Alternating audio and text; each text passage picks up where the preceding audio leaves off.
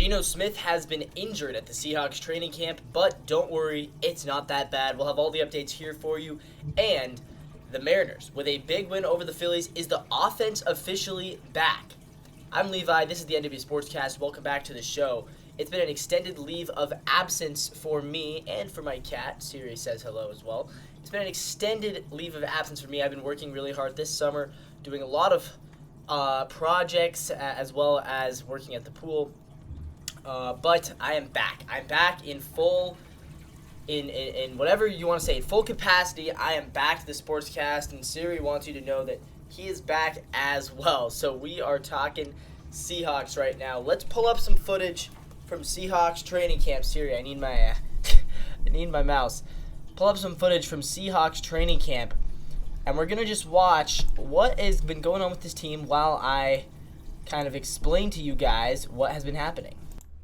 So the report was that Geno Smith yesterday on Tuesday, so I guess 2 days ago actually, he fell to the turf after he was inadvertently contacted by a defender. That is according to Corbin Smith of the Locked On Seahawks podcast. Great podcast. Check them out if you can. But Corbin Smith says Geno could be seen walking around with a hitch in his step after the play. He did actually continue to practice on Tuesday, but then he sat out on Wednesday and Thursday, and we got to see some Sam Howell in action. That's what you're watching right now. We're seeing Sam Howell footage of the Seahawks training camp. Mike McDonald didn't say a whole lot, but yeah, so essentially he got knocked over by a defender. He missed 2 days of practice, and now it has been revealed that he is okay. So they're practicing. They practiced yesterday, and he did. I think he was limited yesterday. But Geno Smith is going to be back just fine. It was some knee and hip injury, but yeah, it ends up being very much irrelevant. He should be okay. Now, the more important report that I've been hearing out of training camp is these reports that Sam Howell has been suffering from some inaccuracy problems, and that is a legitimate problem. I want to try to see if we can find some Howell footage.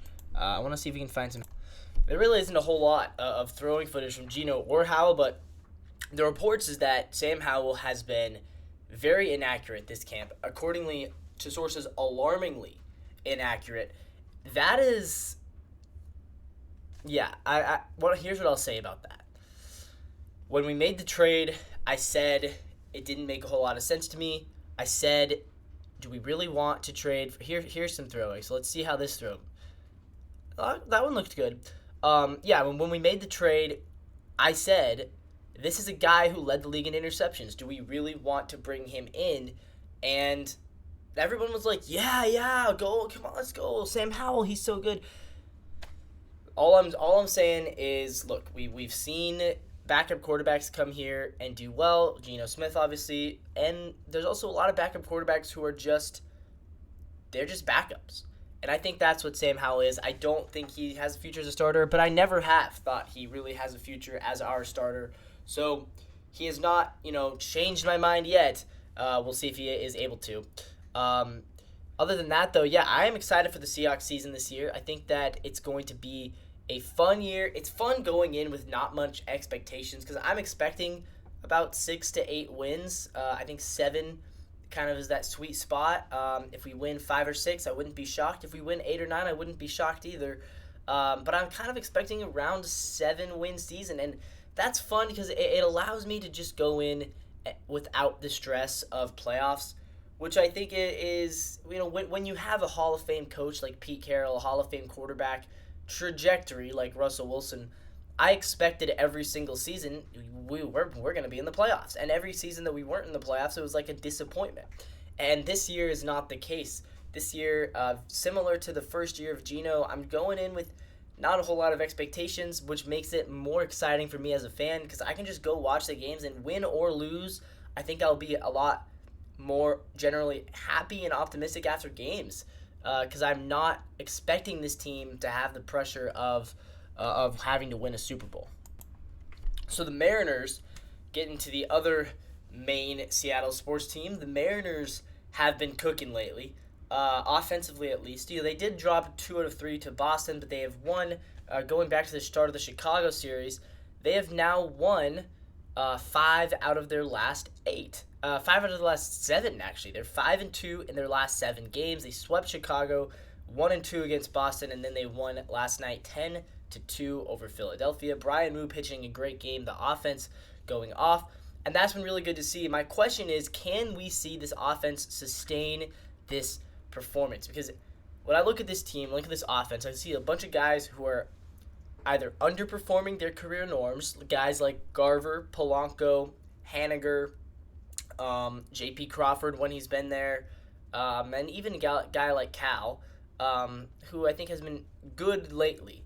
And then a bunch of guys who are overperforming their career norms, guys like Robles, guys like Canzone when he's been there, guys like Randy and Justin Turner right now who have been absolutely scorching hot, and of course Julio underperforming as well.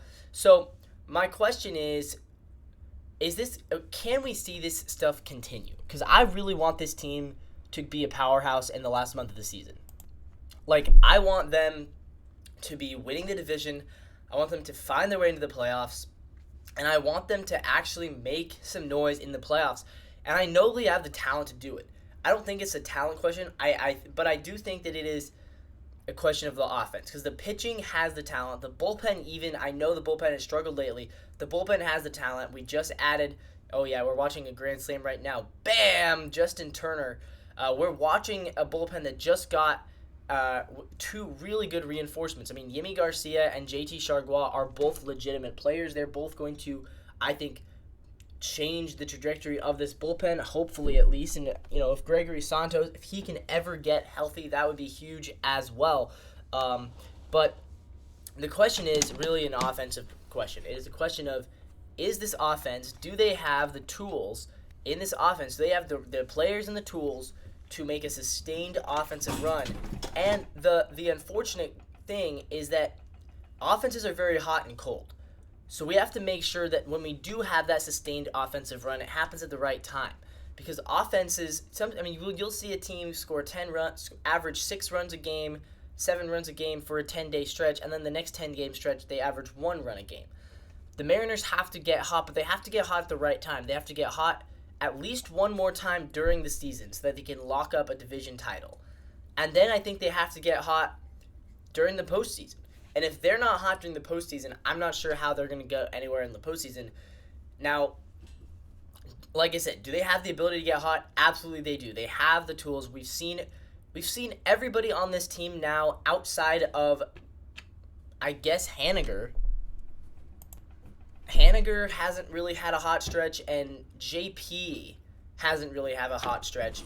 Everybody else has had a hot stretch. Robles has had a hot stretch. Rayleigh's had a hot stretch. Josh Rojas has. Julio has. Cal has.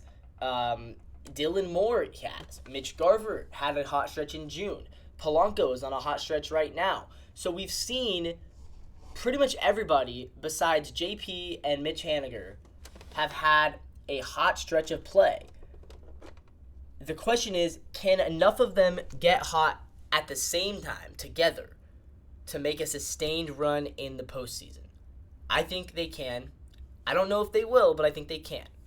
And I think getting Julio back is a big part of that, but I think Randy being there helps a lot. I think Justin Turner being there helps a lot. And I think we made some really solid trade deadline acquisitions. So that is that's my take on the Mariners right now. With that all being said, guys, this is kind of a short episode, but we are going to leave it off right here. Tonight, the Mariners take on the Phillies once again. I believe it is Bryce Miller who will take the mound for that one. But let's check the probables just to be sure. The probable starters tonight, Mariners, it will be Bryce Miller, and the Phillies, it is Orion Kerkering. A little bit about him. Orion Kerkering has a 2-2 record, a 2.21 ERA in 41 games, but he's only started 1 game this season, so this will be his second start of the season. He's been very good out of the bullpen. I'm wondering, though, is this going to be a bullpen game? In his last 7 games, he made 1 start, but only threw 6 innings. So I think this is going to be a bullpen game for the Phillies. Meanwhile, the Mariners with Bryce Miller should be a good one. The Phillies, of course, they are the better team record-wise, but the Mariners are hot right now. So we will see you guys in the next one. Thank you all for watching. My name is Levi.